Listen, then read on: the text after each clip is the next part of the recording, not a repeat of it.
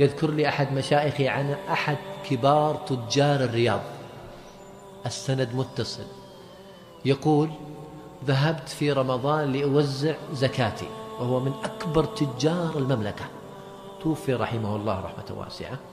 يقول: أذن الظهر وأنا في الطريق، وقفت عند إحدى المحطات وكنت متعب فنمت في المصلى. يقول: فرأيت في المنام: يا عبد فلان اتجه إلى المنطقة الفلانية فإن بها عبد لي منذ 3 أيام ما يفطر إلا على الماء، فأعطه ما يكفيه سنة. يقول: فقمت مفزوع من الرؤيا ثم غيرت الاتجاه. يقول: وصلت البلد أذان العصر، اتجهت للمسجد في هذه القرية.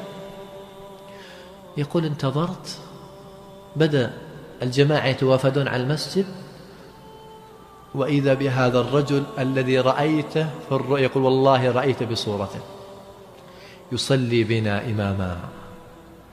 يقول: لما صلى وانتهى أخذ الجماعة يخرجون، بقي هو. قال: أنت رجل غريب عن البلد، لا إله إلا الله، الله الغنى غنى القلب.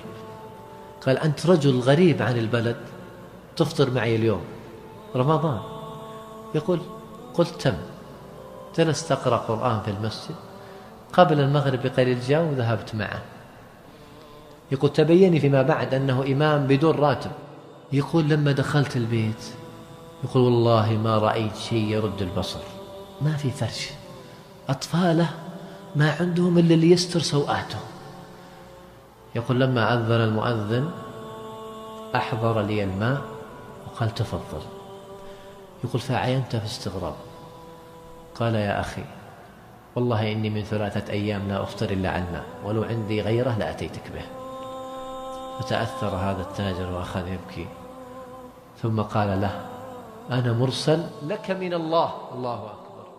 يا أخوان، ما ذهب يترجى مخلوق ضعيف مثله، عرف الله فعرفه الله، فأرسل له من يعرض عليه داخل بيته وهو في عزة وكرامة وستر، لأن من يعرفه الله يعرفه الله، ومن يعظم الله يعظمه الله، ومن يرجو الله ينال رضوان الله. الله أكبر. لكن انظر واسمع وتأمل القلب المليء بما عند الله والزهد عن جناح البعوضة. قال: أنا التاجر فلان وقد أمرني الله أن أعطيك ما يكفيك سنة. تخيل إنسان رصيده 0 ويعرض عليه تاجر كبير يقول: نعطيك 1,000,000 2,000,000، ماذا تريد؟ يقول: فما كان من هذا الرجل إلا أن بكى بكاء شديدا: يا فلان لا تفتني بمالك، يا فلان لا تفتني بمالك، وأخذ يبكي. يقول: والله بعد إلحاح شديد ما أخذ إلا 1000 ريال. لا إله إلا الله. إنها نفوس وقلوب عرفت الله فأكرمها الله بغنى من عنده سبحانه وتعالى. أسأل الله أن يغنيني وإياكم بفضله، وأن لا يجعل الدنيا أكبر همنا ولا مبلغ علمنا.